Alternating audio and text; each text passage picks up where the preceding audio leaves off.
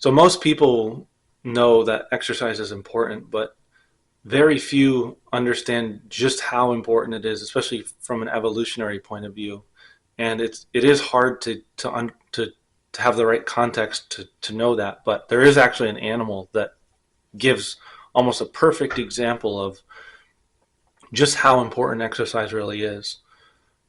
First thing to note is that when we say exercise, we're not necessarily talking about going to the gym and running on a treadmill or swimming laps just because you want to. It's mainly referring to adaptive movement. And so the animal is called a sea squirt. And what it does is that it's basically a tadpole, and it swims to a place. It finds a place where it's going to permanently attach itself, and then once it permanently attaches itself, it never moves from there. And when it does that, it actually consumes its own brain. Now, the reason it does this is that it has to do with energy efficiency, which is extremely important in evolutionary terms. And so the reason it does it, though, is that for one, it has a source of free energy that it already basically made. And then the other part of it is maintaining that brain is worthless because it doesn't need to move anymore, right? It doesn't need to perform any adaptive movement, and so it doesn't need its brain.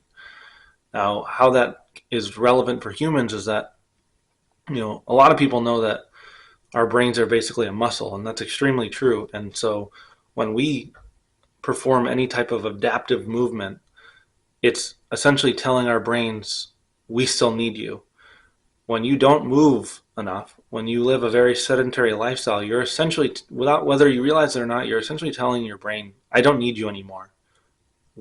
You're worthless. And so it atrophies just like any other muscle would. So like if you go to the gym and lift weights and you bench press, it's most people who know, if you know what bench pressing is, it's mainly a chest exercise. But what very few people know is that it's also a brain exercise, just like any other movement you do. You're indirectly telling your brain, I still need you. We need to move around.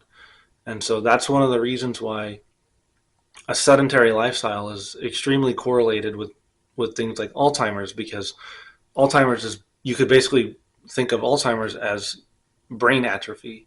Now there's obviously more factors, and so it's not fair to just say that all people who have Alzheimer's aren't moving enough, but it's an extremely important factor. And so if you're considering going for a walk or swimming or lifting weights, it's not just for your muscles, it's not just to lose weight, it's to keep your brain doing what it's meant to do. Because everything else that our brain does is secondary to adaptive movement. So even though, we have higher reasoning and all that stuff, but it doesn't matter if you're sitting around, proving theorems or, calculating chess variations. If you don't move your body, you're telling your brain you don't need it, and it'll listen. So hopefully this inspires some people to move around a bit more, and it comes with extra benefits. If you're bench pressing, you're not only working out your chest, you're also working out your brain. If it takes you more than 5 minutes to apply to hundreds of jobs, you're wasting your time. Sign up at jobhelper.cc and let AI do the work for you.